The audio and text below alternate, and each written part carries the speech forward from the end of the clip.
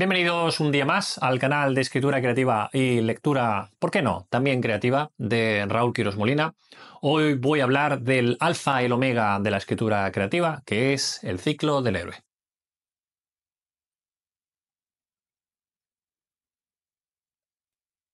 El ciclo del héroe es aquella técnica que todo el mundo parece perseguir como si fuera el santo cáliz, porque si uno implementa bien el ciclo del héroe en sus novelas de ciencia ficción, fantasía, épica, romántica o lo que sea, ya va a conseguir que su novela funcione. Nota aparte, no va a ser así, no va a funcionar porque implemente el ciclo del héroe. Sin embargo, conviene que sepamos un poco cómo funciona todo este asunto del ciclo del héroe y entendamos su origen y, ¿por qué no?, entender un poco cada una de las etapas que componen este tal ciclo. Comenzaremos con Joseph Campbell. Joseph Campbell fue la persona que ideó esto del monomito. El monomito, o llámalo también el ciclo del héroe, el ciclo épico, o bueno, tiene 50.000 nombres, un poco como Aquiles. En realidad es una teoría antropológica. Joseph Campbell escribió un libro que os enseño ahora, que se titulaba, o se titula, El héroe de las mil caras, y lo publicó en 1949.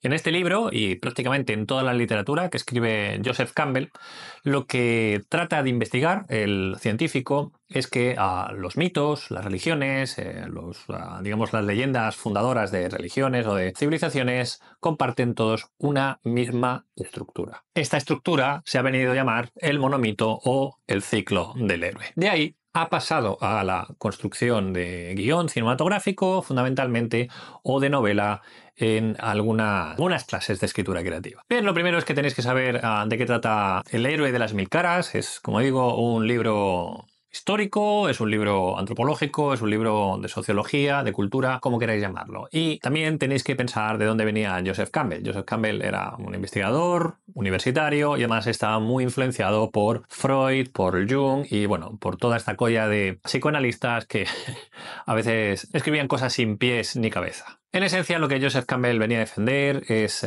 que todos estos mitos que fundan una cultura o fundan una religión comparten más o menos la misma estructura, la misma arquitectura. Salida, transformación y retorno. En realidad, de lo que habla el mito del héroe, según Joseph Campbell, es de la transformación de la persona dentro de una familia, dentro de la escuela, dentro de una cultura, una religión, un país o lo que fuere. Con lo cual estamos hablando de un mito cultural, no de una técnica de escritura creativa. Bien, ¿cómo ha trascendido esto a la escritura creativa? Pues ahora os lo explico. ¿Cómo se hizo el mito del héroe, el monomito o Joseph Campbell tan famoso? Porque conoció a George Lucas.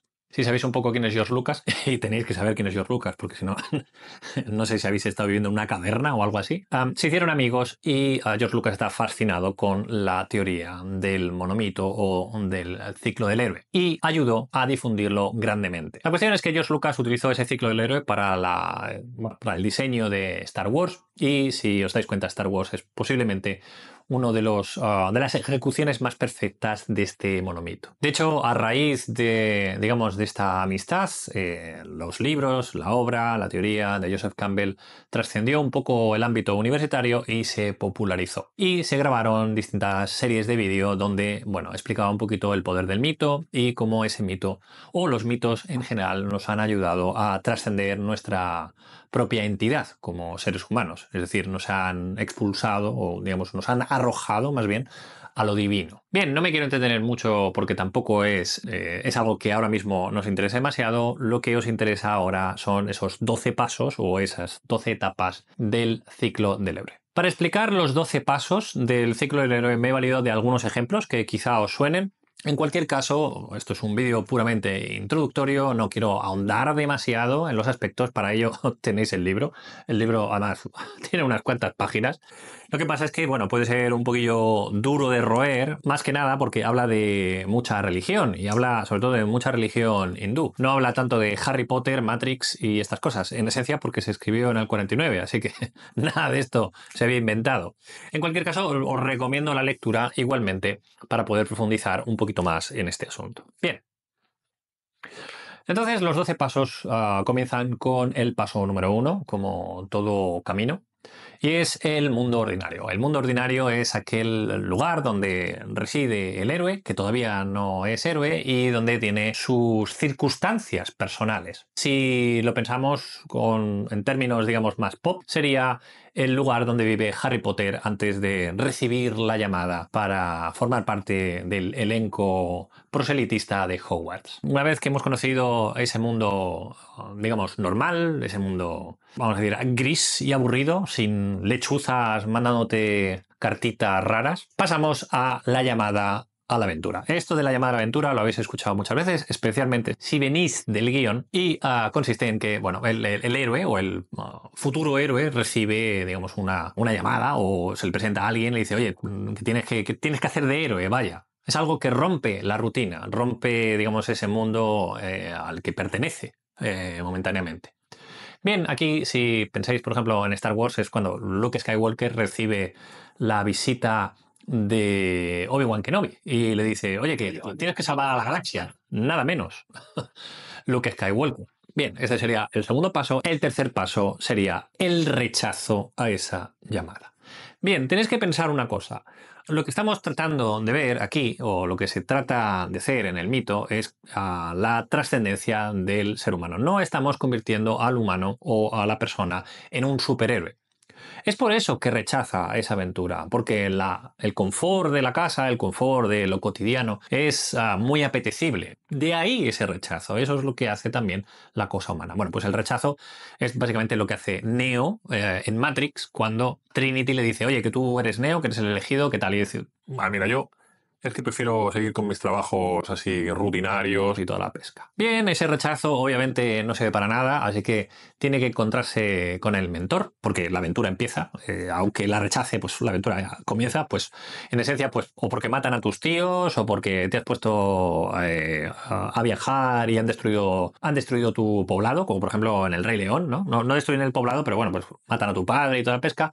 Entonces te vas a encontrar con el mentor. Ese es el paso 4. Es cuando, bueno, pues Luke Skywalker finalmente se encuentra bien con Obi-Wan Kenobi o se encuentra con Yoda, etcétera, etcétera. Bien, la cuestión es que una vez que te has encontrado con el mentor, ya cruzas el umbral, ya pasas de tu mundo tradicional, de tu mundo confortable, de tu aldeíta con setitas y gallinitas, pasas al mundo mágico, al mundo lleno de monstruos desconocidos, lleno de retos que tienes que resolver, etcétera. Es básicamente lo que ocurre una vez que atraviesas la madriguera del conejo de Alicia. De hecho, en Matrix creo que llegan a utilizar esta expresión, ¿no? Lo de la píldora roja, la píldora azul, bueno, whatever. La cuestión tampoco nos vamos a poner aquí con los red pill, porque ya hablamos de eso en otro vídeo. La cuestión es que pasamos a ese mundo mágico donde el héroe no tiene ninguna posibilidad, básicamente porque no es su mundo. Bien, conforme va avanzando la aventura, el protagonista se va a enfrentar al monstruo mayor, al mayor enemigo, al reto más poderoso. Ese sería el paso 7. Vimos la magnitud del problema, la magnitud de el emperador Palpatine o de Darth Vader o de Matrix en sí. La cuestión es que la presencia de ese malvado, lo que va a ocurrir es que nos va a poner un poco en tensión, ¿no? Es como todo lo que tengo que prepararme para este examen final. Finalmente llega la prueba definitiva, es decir, la batalla final, que es el encuentro con ese malo malvadísimo y posiblemente la victoria. Aquí es cuando, pues, por ejemplo, Harry Potter se enfrenta a Voldemort o quien sea quien se enfrente y finalmente gana o queda la cosa empate. La cuestión después de haber matado, digamos, al monstruo es que hay una vuelta, por eso se llama un ciclo, porque uno tiene que volver al punto de partida. Lo que pasa es que viene con otro aprendizaje incluido. En este caso, comienza el regreso a casa. Comienza el regreso cuando, por ejemplo, Simba ya vuelve al reino y se encarga de las cosas pertinaces a un reino como es el suyo, después de haber matado a Scar o todo lo que fuere. Bien, ese sería el paso número 10, que es el camino de regreso. Y después del camino de regreso viene la resurrección. Es decir, tú ya no eres Simba, el leoncito chiquitito que comía gusanos, sino ahora eres Simba, el rey de la selva, o algo por el estilo. O tú ya no eres el tontolaba de Neo, sino que ya eres Neo el elegido que va a conducirnos a la movida que nos conduzca a Neo, no sé, porque al final no, ¿cómo acaba Matrix? Es que uno no se entera muy bien. Pero sin embargo, si piensas, por ejemplo, en Luke Skywalker se ha convertido ya en Jedi, ¿de acuerdo? Bien, esa vuelta, aquí ya Joseph Campbell yo creo que se le va la olla, lo menciona como el regreso con el elixir. El regreso con el elixir. ¿Eso qué es? Pues esa nueva sabiduría que se va a incorporar al pueblo del que salió y que va a hacer que todos, pues que la república funcione, que yo qué sé, que Matrix se vuelva buena, que el reino de los animales vuelva a su orden natural, que es el de los leones, zampándose a todo el que pasa por allí. Pues hasta aquí los 12 pasos, digamos, del ciclo del héroe. Podréis encontraros de mil maneras. Si leéis el libro de Campbell ya veréis que no lo menciona así y la explicación es obviamente mucho mejor. Por eso él era doctor y yo soy un pamplinas, pero en cualquier caso a nosotros lo que nos interesa del ciclo del héroe es lo siguiente: ¿cómo esto se aplica a nuestra escritura? Pues bien, en el guion cinematográfico esto se utiliza muchísimo, muchísimo. ¿Por qué? Porque ayuda a estructurar una historia de una manera que sea ágil, que sea sencilla de entender y sobre todo que sea emocionante. Tenemos un héroe que va pasando por distintas aventuras y finalmente se consagrará como el héroe que siempre fue en potencia. Es muy útil, obviamente, para el género épico, para el género de aventuras o para las películas de superhéroes. También se utiliza mucho para la fantasía, la ciencia ficción, e incluso se ha visto en novela juvenil o en películas juveniles. ¿Cuál es el problema del ciclo del héroe? Que no es un modelo que valga absolutamente para todo. De hecho, la sobreutilización, por ejemplo, en Hollywood ha convertido en todas las películas de Marvel, por ejemplo, en la misma película. Al final uno casi puede cronometrar en qué momento al héroe le dicen que no, o el héroe se enfrenta con el malo mayor, y al final se convierte todo en una suerte de estructura un poco repetitiva, un poco cansina, ¿de acuerdo? No da demasiado aliento a la experimentación o a finales un poco más abiertos o a personajes que tengan la posibilidad de fracasar en su intento. La cuestión aquí es lo de siempre. Si tú vas a utilizarla para que tu historia funcione mejor, pues por supuesto, estructura tu novela de esta manera, tu novela, tu guión, tu obra de teatro. Sin embargo, tiene que ser simplemente una ayuda, no debe ser algo así como una plantilla que uno va rellenando y que va construyendo esa historia tal y como va apareciendo en el Excel. Eso lo que va a provocar es que tu novela o tu relato sea extremadamente predecible y básicamente mate la curiosidad del lector, por no decir tu creatividad. Así que cada vez que os aconsejen que utilicéis el ciclo del héroe para vuestras historias, siempre tomadlo con un par de pinzas. Porque se ha sobreexplotado tanto que al final todas las películas y todos los guiones y todas las novelas acaban pareciéndose a un trasunto de Harry Potter, Narnia. Si tomáis todas las películas de Disney, pues más o menos funcionan todas igual. Al final queremos narrativas nuevas, narrativas sorprendentes y no solo aquellas que provienen de la antropología. En todo caso, os dejo abiertos los comentarios para que me expliquéis vuestra experiencia con el ciclo del héroe. Si pensáis que es interesante o qué variaciones conocéis. Por ejemplo, existe por ahí el ciclo del antihéroe, ¿no? Ver toda la historia desde el punto de vista de los malos o de la diosa que viene a ser reemplazada. Bueno, en definitiva os recomiendo sobre todo la lectura de Joseph Campbell, ¿vale? Tiene muchísimos libros, tiene, bueno, pues toda una bibliografía dedicada básicamente a este asunto y este quizá sea el que más os convenga, con el que os convenga comenzar. Si os interesa la antropología y la religión, pues también habla mucho de él, ¿de acuerdo?